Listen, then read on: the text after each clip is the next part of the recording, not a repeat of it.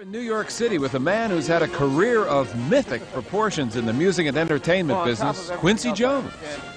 He's the world's most famous record producer, having won 26 Grammys, including the best-selling single and best-selling album of all time. He's arranged and conducted for the King of Pop, the Chairman of the Board, and legend Ray Charles. Quincy has also scored several films, including The Color Purple, was executive producer of the hit series Fresh Prince of Bel-Air, founded several magazines, and has now released a hot new CD, From Q with Love. To me, the studio is a sacred place, you know, where real, special, magical, divine things are supposed to happen. Well, on top of everything else, I understand, Quincy, you're an outstanding cook. Well, I can handle myself, you know. I can keep you full. And make why? you down and get from around it. And why are we headed to the Tribeca Grill today? Well, because my brother Bobby De Niro, he lives right around the corner, and he doesn't like to. He likes food, and he doesn't want to walk too far. No booze, half a block from his house. The North Back with the restaurant, half a block. Tribeca's around the other side, and Montreset's right around the corner. Well, let's have the best restaurants in. Great. The sun is shining. Let's eat. Great. With music visionary Quincy Jones at the Tribeca Grill in Robert De Niro's Film Center on Greenwich and Franklin Streets in New York City. Quincy's got the Tribeca Spring Roll, and I've ordered the Maytag Blue Cheese Salad. So what's up? How you doing? I'm just fantastic. You're looking well. You're looking Coming through my old home stomping grounds here. We're doing a little pygmy stretching on my album. Well, let's talk about it. We got a great new CD, From Q with Love.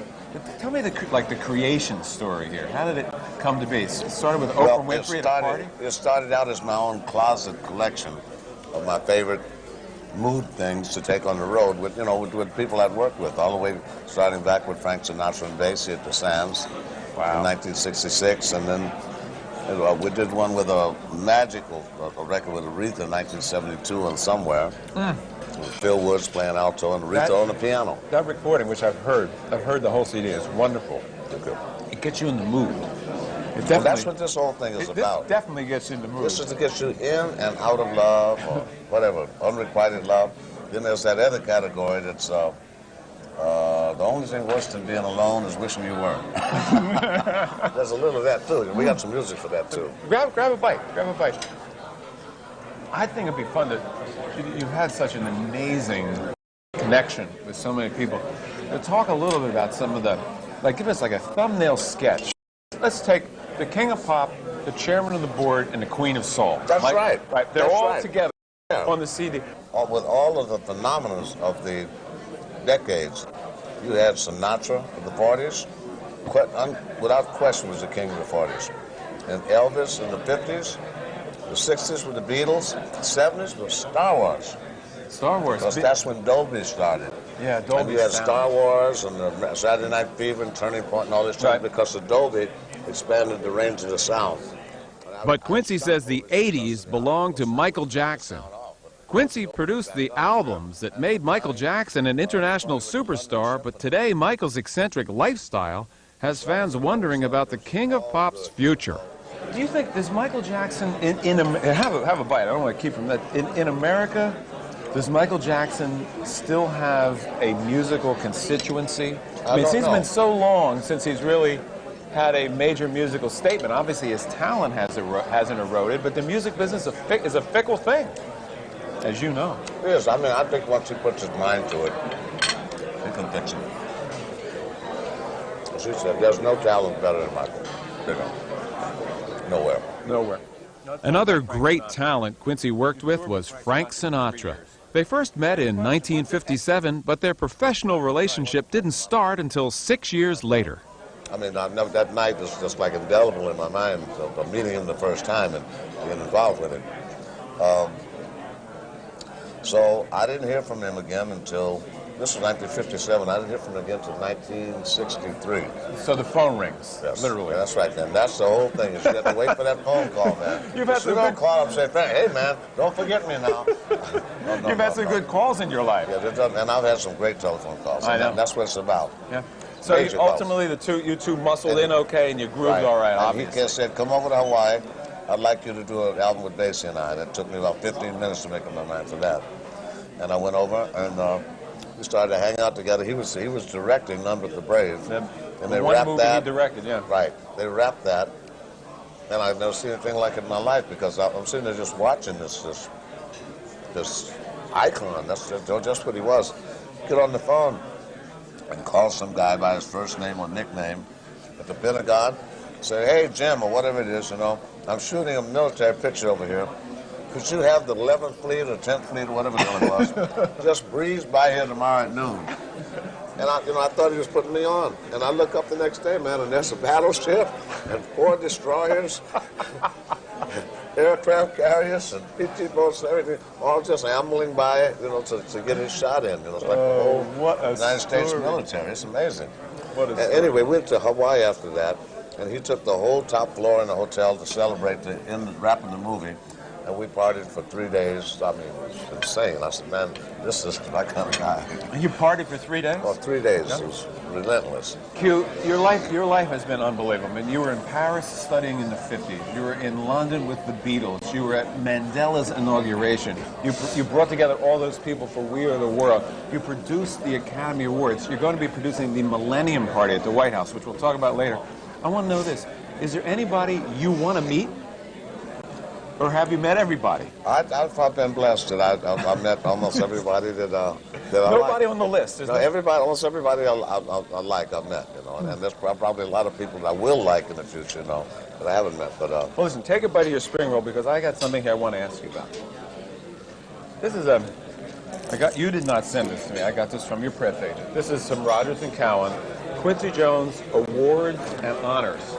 Now, this is 5 pages long, and on the front, there's a couple. The Horatio Alger Award, the Gene Hersholt Humanitarian Award from the Motion Picture Academy in Arts and Science. That's an Oscar.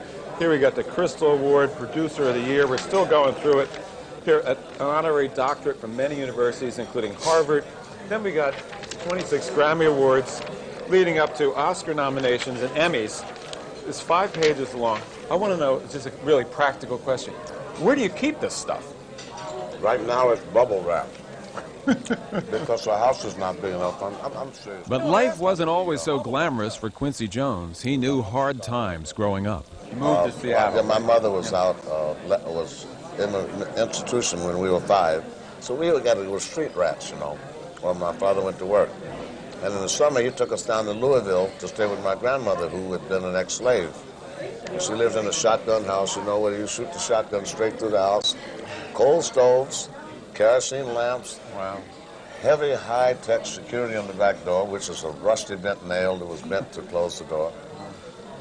And she had chickens up in the back, and when you're 7, all this is adventurous. We had to take a bath. We had to put those big black kettles, you know, and let the water hot and pour it in a tin pan, and we had to take our baths in. Yeah.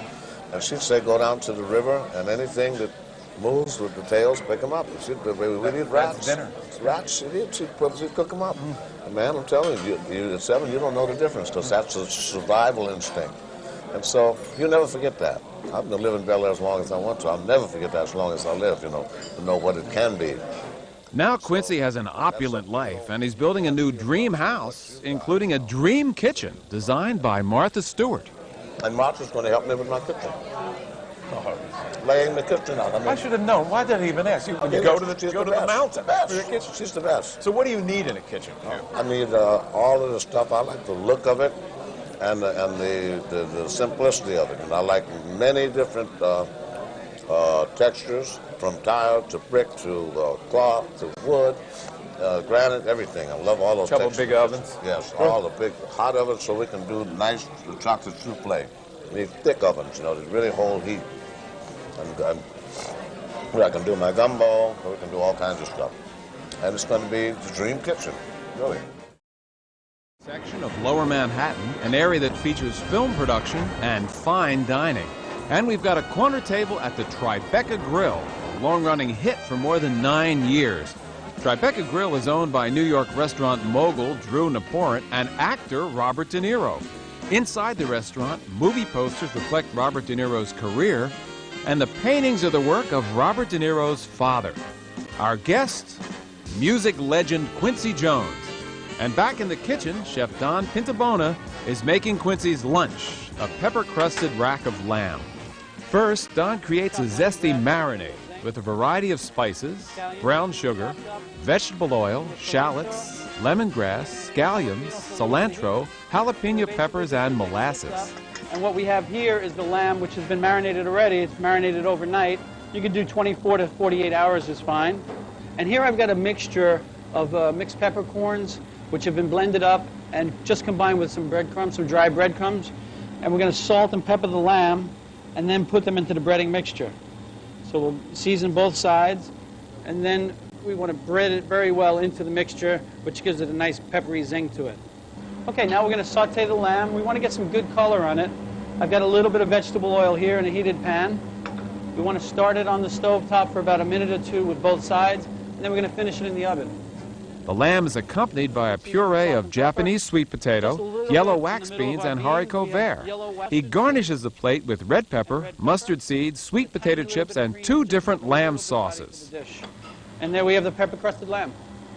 And at our lunch, Q's describing the greatest meal he ever had, cooked by Chef Freddy Girardet in Switzerland.